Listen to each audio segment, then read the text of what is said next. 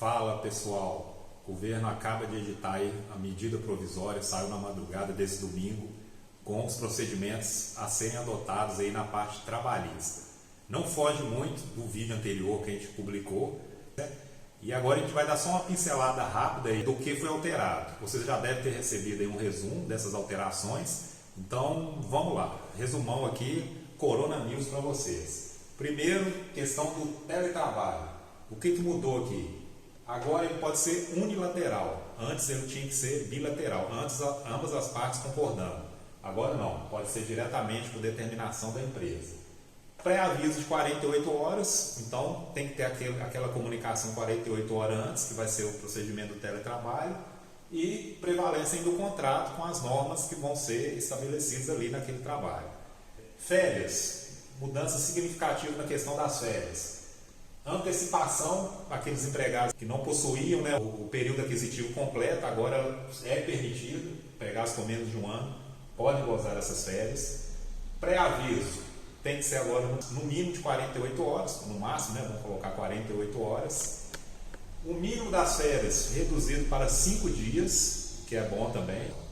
Uma novidade aqui muito importante aqui para as empresas aí ter um fôlego. Pagamento no 5º dia útil. Antes ela tinha que ser até 2 dias antes do início das férias. Agora ela pode ser no 5º dia útil. Ou seja, empregado saiu de férias nesse mês de março, o pagamento pode ser no 5º dia útil de abril. Sem um terço até com pagamento prorrogado para 20/12. O que é isso? O empregado saiu de férias, você pode pagar para ele apenas os dias correspondentes às férias. E o terço correspondente pode ser pago junto com o 13º no dia 20/12, que dá um fôlego também aí para as empresas, né? Quanto às férias coletivas, acabou aquele limite de 2 vezes ao ano e no mínimo 10 dias. Isso aqui agora acabou. Feriados, foi permitido antecipar os feriados não religiosos, federais, estaduais e municipais. E podendo também ser compensado no banco de horas. Então, como funciona?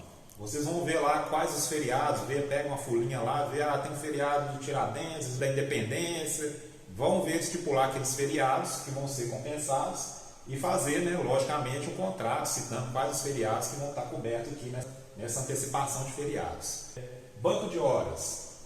Mudança mais significativa foi a questão da compensação, que agora pode ser em até 18 meses após o término do período de calamidade, que a princípio vai ser até o final do ano. Então, após o término do período de calamidade, alegado, né, terá 18 meses para fazer essa compensação dessas horas. O que flexibilizou é que o banco de horas agora, ele permitiu a questão das horas negativas, né?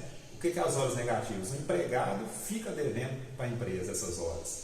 Então, antes era 45 dias para fazer essa compensação, agora é 18 meses após o período, a questão da calamidade. 5. Caso de afastamento por doença, ou seja, por coronavírus. Isso aqui não teve alteração, não saiu nada a respeito, continua. Da rescisão, nesse caso que eu estou falando da rescisão por força maior, só que agora eu vim esclarecer aqui, que no outro vídeo anterior talvez eu não tenha mencionado, mas no caso dessas reduções aqui, principalmente da multa do FGTS, há uma exigência que tenha um processo junto à Justiça do Trabalho. Especificando, né, o motivo de força maior, a própria MP já menciona, né, que o Estado é de força maior, mas para se resguardar a gente recomenda que, caso queiram utilizar desse artifício aqui da rescisão por força maior, que converse com o advogado e dê entrada no processo junto à Justiça do Trabalho com essas alegações. Suspensão do contrato de trabalho, isso é outra novidade também.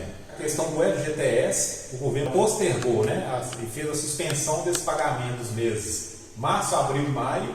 Ele julgou para ser pago em junho, julho e agosto, com a possibilidade de parcelar em até 6 vezes. Então isso aí também pode dar um fôlego aí para a sua empresa. Então, pessoal, é isso aí. A gente só orienta, ao ler a medida provisória, como todas as medidas, a maioria das leis editadas pelo governo, elas são mal escritas, mal redigidas. Então geram dúbias interpretações. Então o que eu interpreto aqui, pode ser que lá na Justiça do Trabalho seja interpretado de outra forma. Então assim, com o corpo que o governo tem, um corpo jurídico, ele não consegue fazer uma medida, uma lei clara, sucinta, que não gere outras interpretações. Então vocês podem acompanhar no noticiário aí, que são várias dúvidas em questão da medida. Então assim, foram poucos artigos que tem lá, mas aqui não conseguiu ser claro em tudo.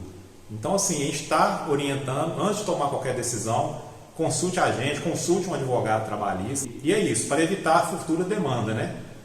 Então todas essas medidas que foram implementadas até então, são para aquelas empresas que têm condições, que têm caixa para conseguir manter. Porque a gente não sabe qual o tempo de duração que vai ser essa pandemia. Então, a gente orienta, né, a você analisar cada caso, analisar com calma, conversar com o seu funcionário e ver qual que é a melhor medida que se enquadra na sua empresa. Qualquer coisa, nós vamos ficar à disposição de vocês para maiores esclarecimentos. E não se esqueça de seguir a gente no Instagram e se inscrevam lá no nosso canal no YouTube, que sempre está postando novidades aí, ainda mais agora, né? Que todo dia, todo momento está saindo novidade a respeito. Então é isso aí.